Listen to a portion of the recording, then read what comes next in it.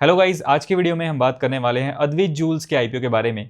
ये आईपीओ 23 जून से 25 जून तक ओपन रहने वाला है अप्लाई करने के लिए। अब आज ये आईपीओ ओपन होते ही ऑलरेडी 7 टाइम्स से ज़्यादा ओवर सब्सक्राइब हो चुका है। तो ऐसा क्या है इस कंपनी में, इस वीडियो में जानेंगे। सबसे पहले हम इससे ग्रे मार्केट प्रीमियम की बात करेंगे, जिसमें थोड़ा बहुत इसके लिस्टिंग गेन का अंदाजा लग जाएगा। उसके बाद कंपनी की आईपीओ की डिटेल्स, कंपनी क्या बिजनेस करती है, इस इंडस्ट्री में क्या फ्यूचर है, कंपनी के की फाइनेंशियल एंड फंडामेंटल्स को डिटेल में समझेंगे और मेरा क्या ओपिनियन रहने वाला है, अप्लाई करना चाहिए नहीं, लास्ट में इसकी बात करेंगे, इसलिए वीडियो को पूरा देखिएगा। सबसे पहले अगर हम इसे ग्रे मार्केट प्रीमियम की बात करें, इसका करंट जीएमपी यहाँ पे 66 के अराउंड चल रहा है, यानी हमें इसमें करीब 46% का एस्टिमेटेड लिस्टिंग गेन देखने को मिल सकता है। हालांकि देखिए, जीएमपी जो होता है सिर्फ एक अंदाजा होता है, कोई गारंटी नहीं होती कि ऐसे परफॉर्म करेगा और ये टाइम टू टाइम चेंज भी होता रहता है, इस चीज़ का भी हमें ध्यान रखना है।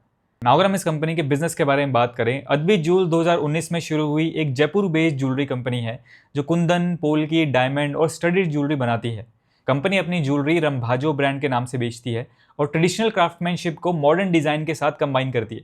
इनके प्रोडक्ट पोर्टफोलियो में नेकलेसेस, ईयर रिंग्स, बैंगल्स और कस्टमाइज ज्वेलरी शामिल हैं जो 14K और 18K गोल्ड में बनाई जाती हैं। कंपनी का बिजनेस मेनली B2B मॉडल पर चलता है, यानी डीलर्स, रिटेलर्स और ज्वेलरी शोरूम्स को सप्लाई करते हैं। हालांकि कस्टमाइज्ड और मेड टू ऑर्डर ज्वेलरी के लिए ये डायरेक्ट कस्टमर्स को भी सर्व करते हैं।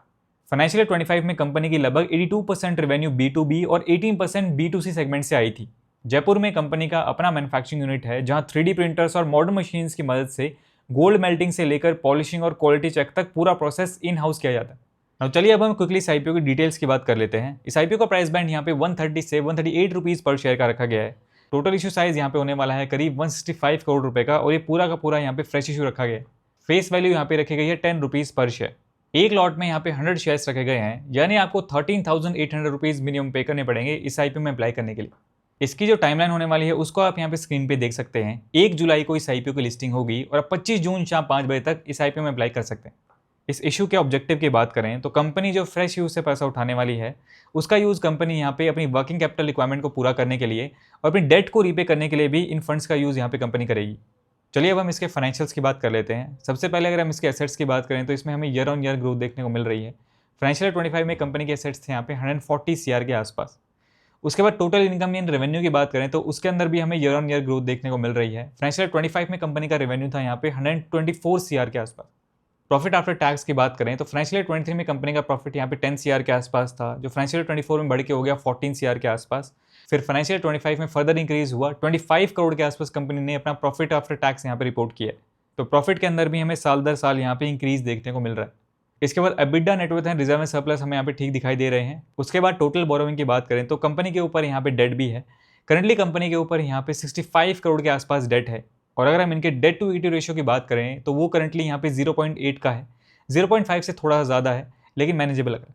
उसके बाद अगर हम इसके फंडामेंटल्स की बात करें तो कंपनी की ROC, ROE एंड RONW यहाँ पे अच्छे दिखाई दे रहे हैं। 15% से ऊपर है तो ये अच्छी चीज़ है। इसके PE रेशियो यानी प्राइस टू अर्निंग रेशियो की बात करें तो वो यहाँ पे 18 के आसपास है। एंड इसके PE रेशियो को इसकी पेयर ग्रुप की कंपनी से अगर हम कंपेयर करते हैं तो इंडस्ट्री एवरेज से ये हल्का सा ज़्यादा नज़र आ रहा है। ओवरऑल PE यहाँ पे ठीक ठाक नज़र आ रहा है। नाउ चलिए अब हम कंक्लूजन की बात करते हैं कि इस आईपीओ में अप्लाई करना चाहिए नहीं। लिस्टिंग गेन के पॉइंट ऑफ व्यू से सबसे पहला हमारा पॉइंट आता है इसका GMP। तो GMP हमने देखा है इसका 46% के आसपास चल रहा है, तो ये ठीक है। हालांकि GMP के पूरे भरोसे हमें यहाँ पे नहीं रहना चाहिए, टाइम टू टाइम चेंज होता रहता है। सेकंड हमारा पॉइंट आता है इसकी एंकर लिस्ट। तो मुझे पर्सनली इसकी एंकर लिस्ट यहाँ पे अच्छी लगी है, चाहे वो FIIs हो या DIIs हो, काफ़ी जाने माने नाम हमें इसकी एंकर लिस्ट में देखने को मिल रहे हैं। थर्ड हमारा पॉइंट आता है इसकी वैल्यूएशन। तो ओवरऑल इसके फाइनेंशियल्स को देखते हुए, इसके फंडामेंटल्स को देखते हुए, इसके PE रेशियो को इसकी पेयर ग्रुप की कंपनी से कंपेयर करते हुए मुझे पर्सनली ऐसे लगता है इसकी वैल्यूएशन यहाँ पे ठीक ठाक है। एंड फोर्थ हमारा पॉइंट यहाँ पे आता है इस आईपीओ की डिमांड। तो जैसा मैंने आपको बताया, आज ये आईपीओ ओपन होते ही ऑलरेडी 7 टाइम्स से ज़्यादा ओवर सब्सक्राइब हो चुका है, यानी अच्छी खासी डिमांड हमें इस आईपीओ में देखने को मिल रही है। तो ओवरऑल सारी चीज़ों को देखते हुए पर्सनली फिलहाल के लिए मैं इस आईपीओ में यहाँ पे इंटरेस्टेड हूँ। हालांकि आपको अपना डिसीजन अपने अकॉर्डिंग, अपना रिस्क एंड एनालिसिस पे लेना है। आगे देखते हैं इसका GMP या सब्सक्रिप्शन वगैरह कैसा रहता है। उसको मैं यहाँ पे टेलीग्राम पे टाइम टू टाइम अपडेट भी करता रहता हूँ, वहाँ पे आप ज्वाइन कर सकते हैं। लिंक आपको वीडियो डिस्क्रिप्शन में मिल जाएगा। आपको इस आईपीओ के बारे में क्या लगता है, आप क्या करने वाले हैं, कमेंट सेक्शन में अपना ओपिनियन जरूर शेयर कीजिए। आज की वीडियो में इतना ही। वीडियो पसंद आए तो उसे लाइक कीजिए। मेरा नाम है सुनील, मिलते हैं नेक्स्ट वीडियो में। Thanks for watching.